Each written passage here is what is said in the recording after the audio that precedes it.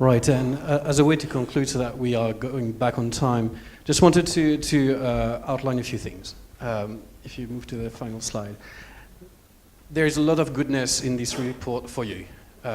Opportunities are outlined, the barriers of entry, to entry are outlined. But the two takeaways that really struck me when I went through the report and all the verbatims that we gathered were two things. First, there is a massive opportunity, but as Maria was alluding to earlier on, it depends on education. There is still a massive role to be played, not only by Google, Bing, not only through the agency, not only through the tool provider. This education work has to be done by the entire industry, and you are very well placed with your reach, with your sales team, to perform that education work. The second key factor of success will be trust. The small and medium businesses that haven't already embraced the opportunity of digital are putting as the first inhibitor for making that step is the lack of trust. They don't have the knowledge. They know they need to seek that knowledge elsewhere, but they can't find the trusted advisor that will bring them to that next level. So building that trust through thought leaderships, through expertise and proximity are really the element that will help you tackle that opportunity that remains widely untapped. So with that, I would like to conclude and encourage you to actually download the full report and come and talk to us after that presentation so that we can talk about slicing and dicing those results just for your vertical or your target audience. Thank you. Hello. Where would they download the report? How do they get the report? Oh, you'll be sending it out, okay. And when approximately will you? We're working at it. Okay, all right. If you're here at the conference. Okay. Questions for Cedric and Andrew? There's a lot of really interesting data, I thought, in there. One of the points that struck me was the headcount threshold. So below 11, people had a negative view of PPC, and above 11, they had a positive view. I mean, are there other types of channels where you see that kind of a dichotomy or threshold above some number? You see a different attitude versus, can you explain that? Okay, so we lingered on PPC mostly for this presentation, but yes, we saw that same sentiment for other channels. And we take it as mostly as an education piece and a tracking piece as well. The data is pretty fresh. It's probably about 2 weeks old now. We're going to be segmenting it and blogging about it for probably 12 months.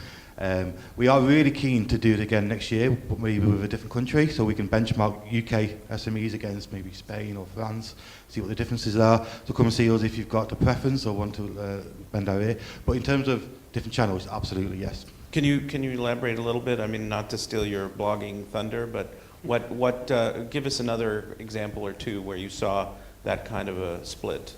Well, the obvious one was obviously paid social. You know, anything which is paid for always brings that skepticism, especially with small businesses. But yes, paid and PPC. But the general trends in terms of smaller businesses and larger businesses, in terms of SME, tend to follow similar trends. I mean, in the paper, we take a different approach. We've categorized SMEs as 6 different types, from uninterested to close followers to advanced. So you can see a completely different take on the whole data within the document. There is a clear correlation between the size of the company and the adoption of digital in general, which is self-explanatory. As you know, if you're a sole trader, you are the CMO and the CFO and the CTO and the janitor all at once, right? You're a chief everything officer, and therefore, you know, the attention span that you can put into marketing is limited.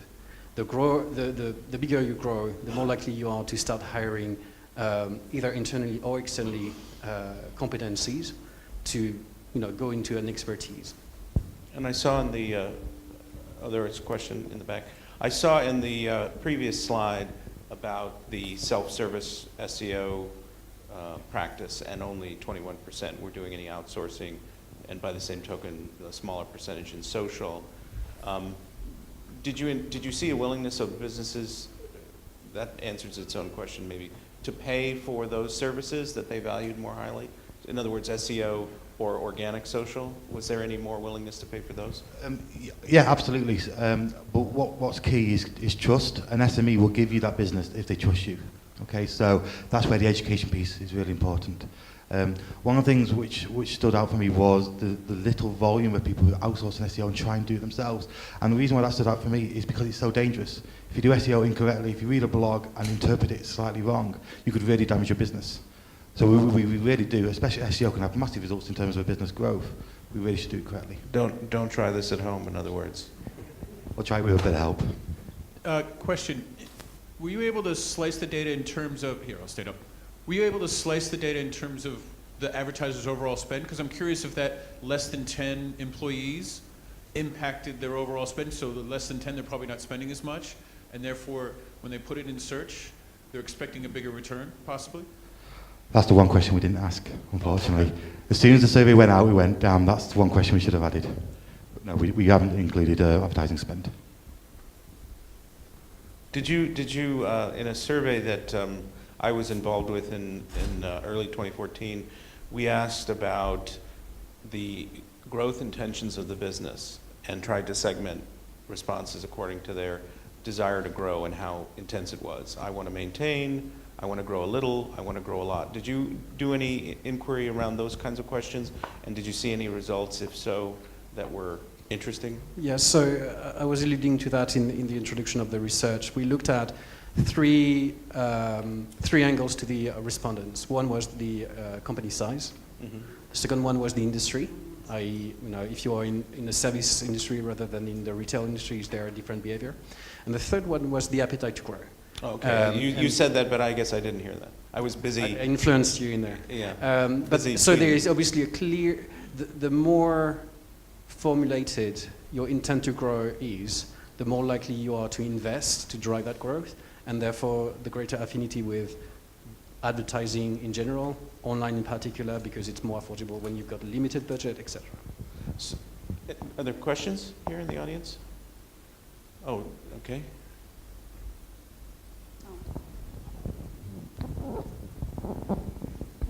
Hi, just a quick one.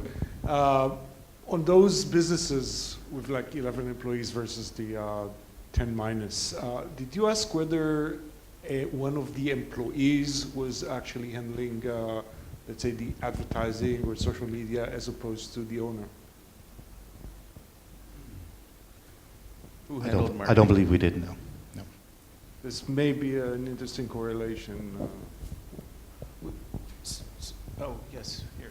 Pass down the mic, please.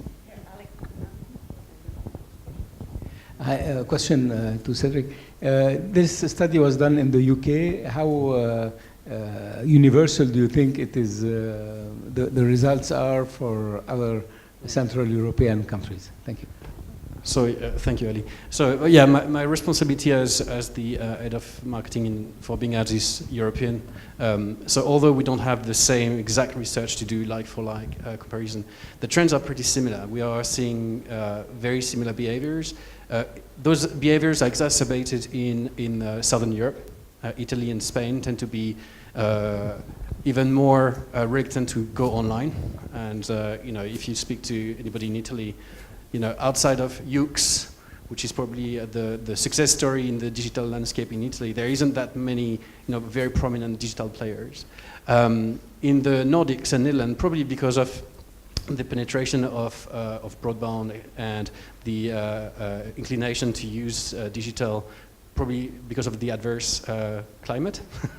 There is a greater adoption of digital on the consumer side, but also on the advertiser side. So you see a lot more, the average proficiency with digital marketing tends to be higher in the Nordics and Netherlands, for instance, than in Italy or Spain. The final question over here. Hi there, this is a two-part question, but I'll ask them quickly. Number one, are you finding that people are choosing to do, you said don't just be a Google shops, are people doing Bing ads as well within the SME market in the UK?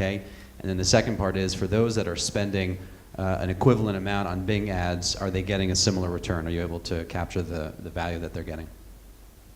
Okay, so I'll answer the second question and ask the first one again. So sorry, and let me clarify. I was really talking about SEO for Bing, not just pure Bing ads. I'm wondering whether the SMBs are investing time in SEO efforts that will affect Bing, so searches through Bing and not just ads. Oh, okay. So I think the question is wrong. Well, I asked it twice. I could try a third time. Maybe I'll get it. Let me answer you why.